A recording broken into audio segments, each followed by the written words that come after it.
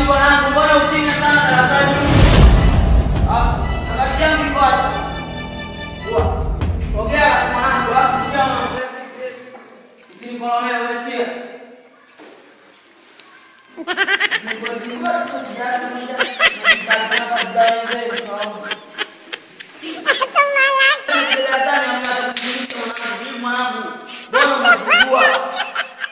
Wewe mwanangu unachokifanya kibaya. Hiyo si utafukuzwa shule na ukapeleka kwa mwalimu mwanangu. Unaweza kaandikiwa hata barua ya wazazi uwapelekee mwanangu. Unasikia? Acha hiyo mwanangu. Hapana sikutishi, nakwambia mwanangu kweli. Wanafunzi mmoja tunazokutishia maisha. Hapo. Hii kaida tunatakiwa kufikisha kwa mwalimu. Aweza katona sisi ni wajinga. Na juzi pale nilimuona na alininyang'anya hela. Siwezi nikalifumbia macho hili swali. Nakwambia, siwezi nikalifumbia macho. Ni kweli. Yule mwanafunzi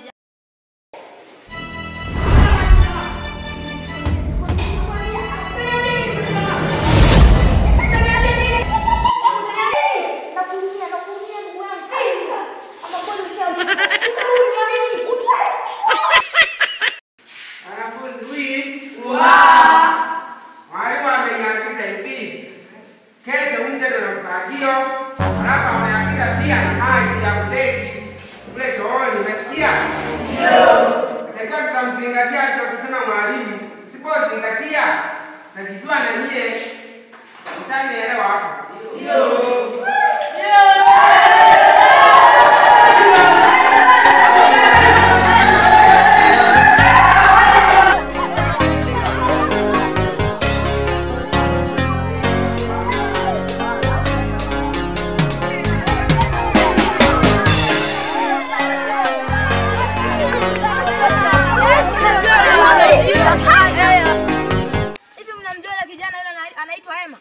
Tunamjua. Yule kijana ni mchawi. Mchawi? Ndio, nataka kunishtukiza. Nilikuwa nimekaa darasani na yule rafiki yangu yule anokaa pale kwenye mtaa wa pili. Yule Pascal. Kwenye mtaa wa pili pale. Nashangaa ghafla yule jamaa kanitokezea kama fuse. Jamaa. Acha uongo wewe. Yaani jamani mpaka saizi moyo unauma.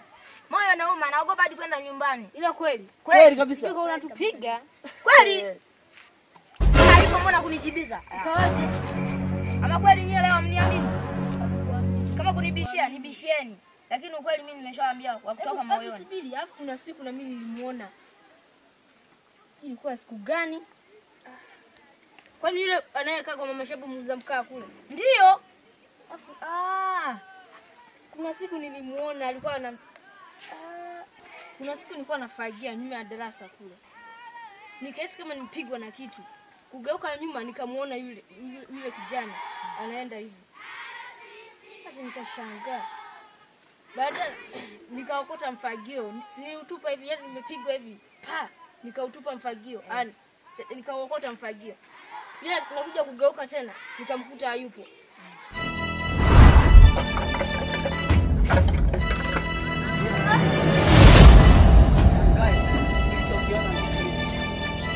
Kitu ambacho hujawahi kukiona. Unasikia? Ndio.